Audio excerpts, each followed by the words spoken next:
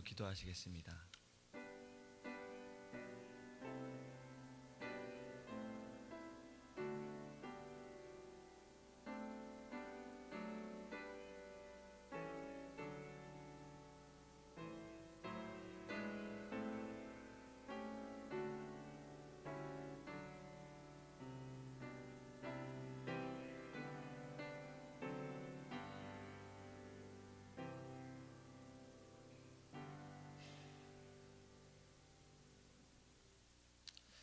우리의 생명이 되시는 예수님을 찬양합니다. 하나님, 우리의 모든 것을 주관하시는 하나님, 우리가 주님을 바라볼 수 있도록 인도하시고 주님을 의지하며 나갈 수 있도록 성령께서 인도하여 주시옵소서. 이 아침에도 하나님의 전에 인도하셔서 예배하게 하시고 기도하게 하시는 하나님, 우리가 하나님 예배를 통하여서 주님을 바라보며 우리가 주님으로 인하여서 힘을 얻게 하시고 우리가 믿음으로 설 수 있도록 성령께서 우리 안에 임재하여 주시옵소서. 말씀을 통하여서 주의 뜻을 깨닫게 하시고 부르짖는 우리의 소리에 하나님 응답하여 주셔서 우리의 입술로 간증할 수 있도록 주님께서 아버지 함께 하옵소서. 감사하며 예수님의 이름으로 기도합니다. 아멘. 찬송가 96장 찬양하겠습니다.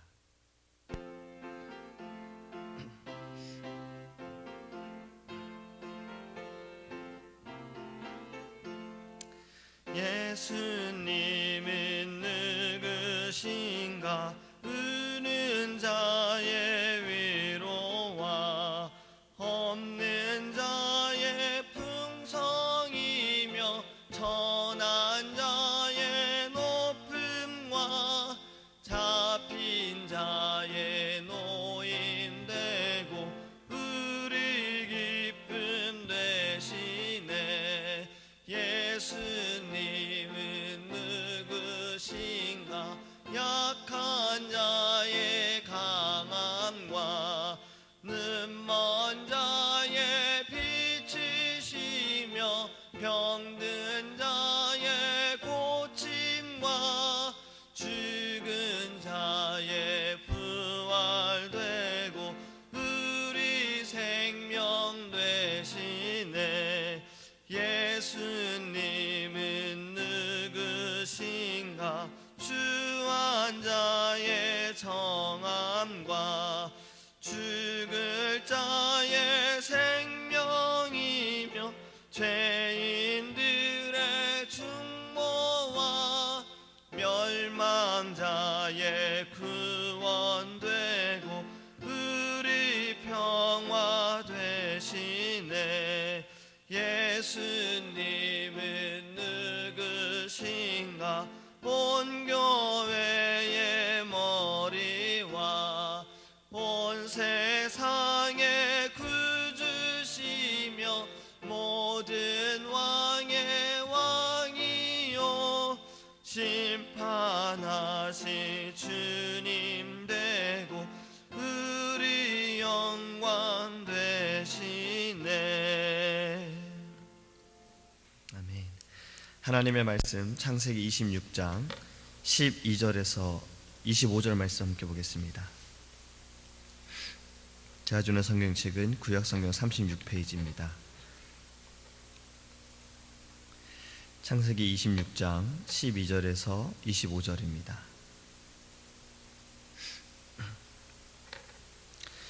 이삭이 그 땅에서 농사하여 그의 100배나 얻었고 여호와께서 복을 주심으로 그 사람이 창대하고 왕성하여 마침내 거부가 되어 양과 소가 떼를 이루고 종이 심이 많음으로 블레셋 사람이 그를 씻게 하여 그 아버지 아브라함 때에 그 아버지의 종들이 판 모든 우물을 막고 흙으로 메었더라.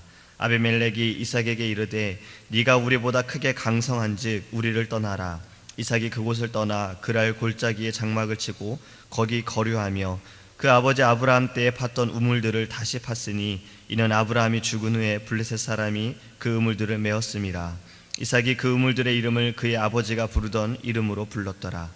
이삭의 종들이 골짜기를 파서 샘 근원을 얻었더니 그랄 목자들이 이삭의 목자와 다투어 이르되 이 물은 우리의 것이라 하매 이삭이 그 다툼으로 말미암아 그 우물 이름을 에색이라 하였으며 또 다른 우물을 팠더니 그들이 또 다툼으로 그 이름을 신나라 하였으며 이삭이 거기서 옮겨 다른 우물을 팠더니 그들이 다투지 아니하였으므로 그 이름을 르호봇이라 하여 이르되 이제는 여호와께서 우리를 위하여 넓게 하셨으니 이 땅에서 우리가 번성하리로다 하였더라. 이삭이 거기서부터 브엘세바로 올라갔더니 그 밤에 여호와께서 그에게 나타나 이르시되 나는 네 아버지 아브라함의 하나님이니 두려워하지 말라. 내 종 아브라함을 위하여 내가 너와 함께 있어 네게 복을 주어 네 자손이 번성하게 하리라 하신지라.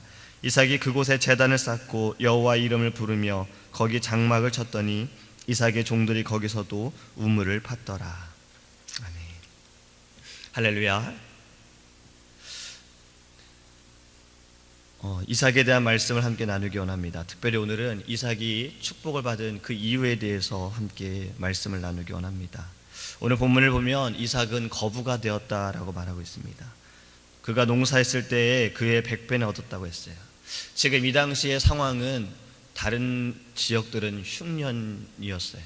어려운 상황이었죠. 하지만 이삭이 농사를 지었을 때에는 그는 100배나 되는 그런 수확물을 얻게 되었습니다. 또 그는 양과 또 소도 많이 이루게 되었고 종도 많게 되어서 그는 거부가 되었습니다. 이렇게 어려울 때 그는 어떻게 하나님의 그 축복 가운데 있었을까라고 한번 생각을 해보았어요. 사실 창세기의 말씀을 보면 아브라함에 대한 말씀도 여러 장에 나타나고 있습니다. 그리고 이삭의 아들에 대한 말씀도 야곱도 여러 장에 나타나고 있어요. 하지만 이삭에 대한 말씀은 사실 이들에 비해서는 많이 나타나지는 않고 있어요. 하지만 그래도 이삭이 어떠한 사람이다라는 것은 좀 알 수가 있습니다. 첫 번째로 이삭이 이렇게 축복을 받게 된 것은요, 그의 순종 때문이라 할 수 있습니다. 가나안 땅에 흉년이 들었을 때 양식이 풍부한 이집트로 옮기기를 원했었죠. 하지만 하나님께서 이삭에게 말씀하시기를 너는 그 땅에 머물러라 라고 말씀하셨어요. 그리고 그는 그 말씀에 순종했습니다. 자신의 아버지는 아브라함이 하나님께 순종하는 것을 보고 또 듣고 그는 그것을 배웠어요. 순종만이 하나님께 축복을 받는 것이다 라는 것을 그는 깨달았습니다. 그래서 하나님이 가라 하면 가고 서라 하면 섰던 거죠. 지금은 하나님께서 서라라고 말씀하셨어요. 그리고 그 말씀에 순종했습니다. 상황으로 보면, 환경으로 보면 어려운 상황이잖아요. 지금 이 모든 것들이 아무리 수확을 하려고 해도 흉년의 때이기 때문에 수확할 수가 없어요. 걱정이 되겠죠. 이곳에서 내가 무엇을 먹을 수 있을까? 아무리 농사를 지어도 거둘 것이 없는데, 먹을 것이 없는데 내가 이곳에서 어떻게 지낼까? 아마 사람의 눈으로, 사람의 마음으로 그럴지도 모릅니다. 하지만 이삭은 하나님의 말씀에 순종했어요. 너는 여기에 머물러라 하니 그는 머물렀습니다. 바로 하나님을 믿었기 때문에 그렇습니다. 그 믿음으로 말미암아 순종했기 때문에 그래요. 그리고 그 순종함으로 인해 그는 부유하게 되었습니다. 이것이 하나님의 은혜입니다. 하나님의 말씀하신 대로 순종하는 것이 바로 은혜임을 믿으시기 바랍니다.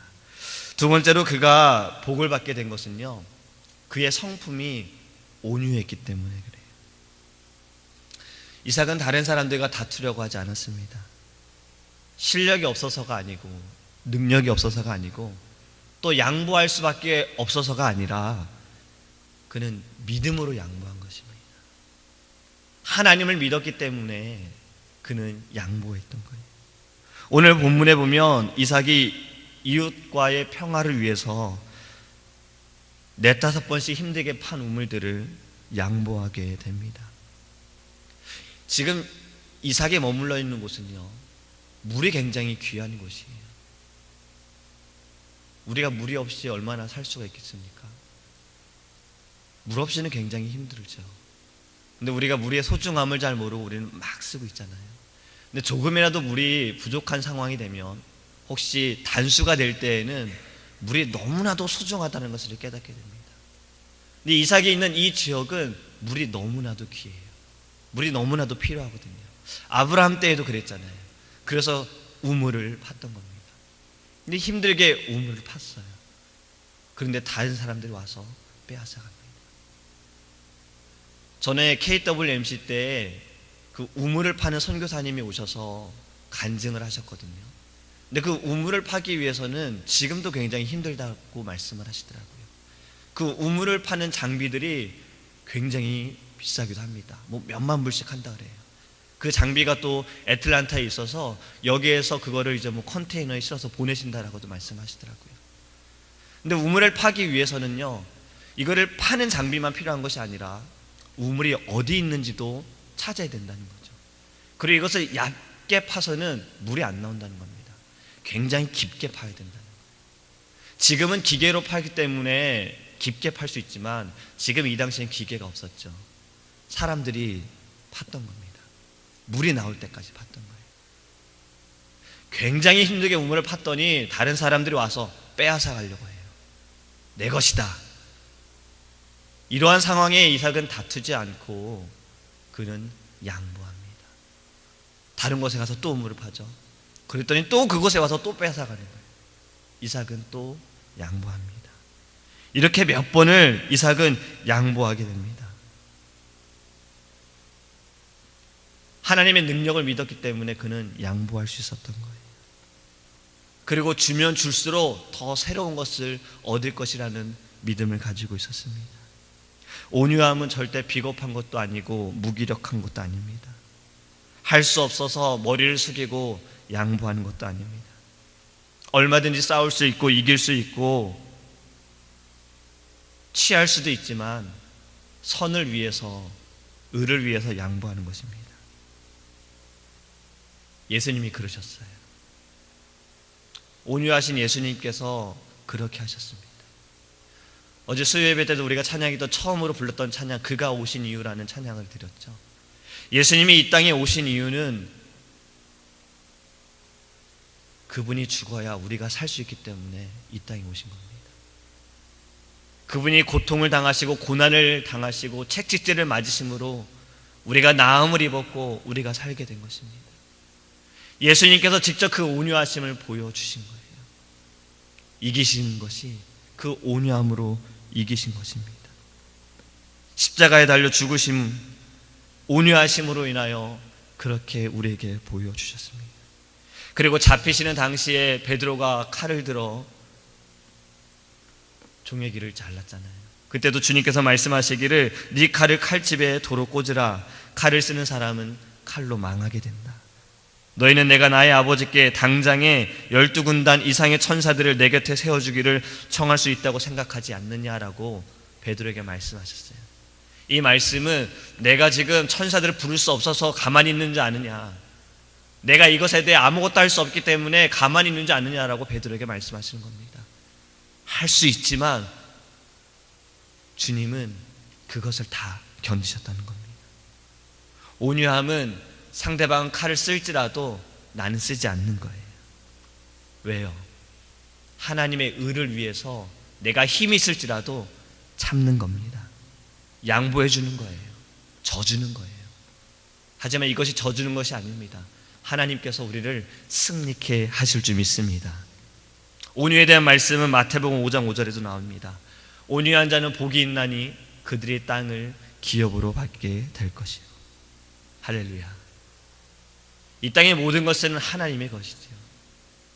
근데 온유한 자에게는 하나님께서 이 땅을 우리에게 주신다라고 약속하셨습니다. 세상 사람들이 부러워할 만한 축복과 은혜를 받기 원한다면 이삭처럼 온유하시기를 바랍니다. 화평케 하는 자, 평화를 누리는 자, 바로 온유해야지만 그러한 자가 될 줄 믿습니다. 세 번째로 이삭이 축복을 받게 된 것은요, 우물을 파는 일에 대해 그가 귀히 여겼기 때문에 그래요. 오늘 본문에 보면 우물을 팠다는 말씀이 계속 나오죠. 이삭이 지금 블레셋 사람들에 의해 쫓겨나게 됐어요. 너가 우리보다 너무 강대해졌다. 네가 우리보다 너무 부유해졌으니 너는 이제 이 땅을 떠나라. 그 이삭은 쫓겨났어요. 쫓겨나서 그는 우물을 파지요. 또 팝니다. 그리고 나중에는 자신의 우물을 갖게 되었어요. 그리고 하나님께 그는 감사의 제사를 드리고 또 마지막에 종들은 우물을 팝니다. 이 우물은 굉장히 중요하다라고 말씀을 드렸죠. 그런데 이 우물이 그냥 마시는 물에만 우리가 생각할 것이 아니라 영적인 의미가 좀 담겨져 있습니다. 신약 시대에 보면 예수님께서 사마리아 여인을 우물가에서 만나셨어요. 그리고 그 여인과 대화할 때에 그 여인에게는 남편이 많았지요. 여인은요, 육적인 목마름만이 아니라 그 안에 감정적인 목마름이 있었습니다. 그가 살아가는 것에 그는 기쁨이 없었어요. 그래서 남편도 좀 바꿔보았지만 그것에 만족함을 누리지 못하고 있는 것을 주님은 아셨습니다. 그리고 그에게 이렇게 말씀하시죠. 너는 내게로 와서 물을 마시라. 이 물은 영원히 목마르지 아니하리라. 이 당시에 우물이 가장 필요했던 것처럼 지금 우리에게 가장 필요한 것은요, 생수의 근원이신 예수님이십니다. 믿으십니까? 이삭이 우물을 계속 팠던 것처럼 우리가 해야 하는 것은요, 예수님을 계속 찾아야 돼요. 예수님을 계속 만나야 돼요. 그리고 끝에 가서도 이삭이 우물을 팠지요. 우리도 끝까지 예수님을 찾아야 할 줄 믿습니다. 생수의 근원이신 예수님과 함께하는 것이 축복됨임을 믿으시기 바랍니다. 가끔 이런 말씀을 들을 때 이렇게 반응하는 분들 계세요. 하나님의 축복을 받으시기 바랍니다 라고 말씀을 드리면 감사합니다 라고 말씀하시는 분이 있지만 어떤 분들은 저는 이미 축복을 받았습니다 라고 말씀하는 분이 계세요. 그 말씀 무엇이냐면 저는 이미 예수님을 만났기 때문에 저는 축복을 받았습니다 라는 말씀이지. 우리는 이미 축복받은 자들입니다. 그 축복받음에 감사하기를 간절히 소망합니다. 마지막으로 그가 축복을 받게 된 이유는요, 하나님의 은혜였습니다. 하나님의 은혜가 아니면 결코 이 블레셋 땅에서 다른 곳에서 축복을 받을 수가 없었어요. 하나님이 아브라함과 함께 하셨듯이 오늘 본문에도 이삭과 함께 한다고 말씀하셨죠. 이삭과 하나님이 함께 하셨기 때문에 이삭은 축복을 받게 된 것입니다. 그리고 이것을 믿지 않던 블레셋 사람들의 눈에도 그렇게 비춰집니다. 28절 말씀을 보면 그들이 이르되 여호와께서 너와 함께 계심을 우리가 분명히 보았으므로 우리의 사이 곧 우리와 너 사이에 맹세하여 너와 계약을 맺으리라 말하였노라. 할렐루야. 쫓아낼 때는 언제고 이제 와서 너와 우리의 사이라고 말합니다. 너와 내 사이라고 말해요. 왜냐하면 이들이 볼 때 이삭이 너무나도 큰 축복을 받고 있거든요. 하나님 때문에 받는 축복을 이들이 본 겁니다. 사실 이 장면은 아버지 아브라함 때에도 있었지요. 아브라함이 축복을 받자 이들이 똑같이 와서 맹세하자. 너와 나 사이에 뭐 그런 것이 있겠니? 우리 맹세하자라고 말합니다. 믿지 않는 사람들이 믿는 자들을 시기하는 것, 바로 이것이 하나님의 은혜로 말미암아 나타나기를 간절히 소망합니다. 우리는 이미 축복을 누린 자들입니다. 하나님으로 인하여서 우리는 그 은혜로 말미암아 축복을 받은 자입니다. 우리는 하나님의 자녀가 되었기 때문에 이미 축복을 받은 자들입니다. 자녀가 할 수 있는 것이 무엇이죠? 그냥 아버지 부모님께 간구하는 거죠. 부르짖는 거죠. 배고프면 배고프다고 울고 목마르면 목마르다고 울고 그냥 다 그렇게 보여드리면 부모님이 자식에게 주는 것처럼 우리 하나님 아버지께서도 우리의 그 울음소리도 신음소리에도 반응하실 줄 믿습니다. 우리가 이 아침에 그것을 기억하고 하나님께 부르짖기 원합니다. 이삭처럼 하나님 우리도 순종하게 하시고 이삭처럼 우리도 온유하게 하시고 이삭처럼 우리도 우물을 파게 하소서. 이 우물을 파는 것이 영원히 목마르지 않는 생수의 근원이신 예수님을 만나게 하시고 하나님의 은혜로 말미암아 축복 가운데 살고 있는 우리의 삶에 감사하는 이 아침 되기를 원합니다. 기도하겠습니다. 사랑하는 하나님 감사합니다. 하나님, 이삭처럼 우리도 순종하기 원합니다. 이삭처럼 하나님 온유하기 원합니다. 우리가 싸울 힘이 없어서 이길 수가 없어서 양보하는 것이 아니라 져주는 것이 아니라 주님도 이 땅에 오셔서 온유한 모습을 보여주셨습니다. 그 온유함으로 인하여서 고통을 당하시고 그 고통으로 인하여 우리가 나음을 입었고 또 십자가에 못 박혀 죽으심으로 우리가 살게 되었습니다. 우리도 평화를 유지하기 위해, 더 사랑하기 위해 좀 더 온유할 수 있도록 하나님 우리의 성품을 예수 그리스도의 성품으로 바꿔 주시옵소서. 그리고 이미 누리고 있는 축복에 감사하기 원합니다. 주님으로 인하여 우리가 살게 되었고 하나님의 자녀가 된 이 모든 것이 놀라운 하나님의 축복임을 깨닫기를 원합니다. 그리고 믿지 않는 자들이 이것을 시기하게 하소서, 이것을 부러워하게 하소서. 하나님과 동행하는 것을 부러워하게 하시고 하나님의 자녀가 됨을 부러워하게 하시고 하나님의 우리의 기도를 들으심을 부러워하게 주님께서 은혜를 내려 주시옵소서.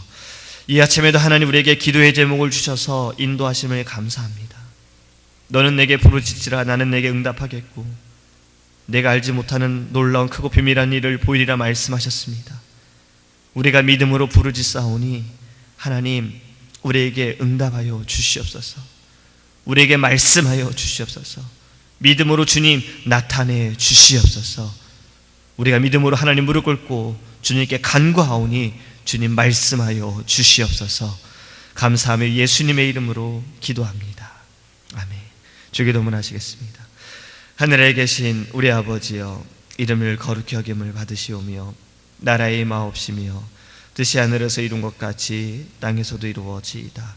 오늘날 우리에게 일용할 양식을 주옵시고 우리가 우리에게 죄 지은 자를 사하여 준 것 같이 우리의 죄를 사하여 주옵시고 우리를 시험에 들게 하지 마옵시고 다만 악에서 구하옵소서.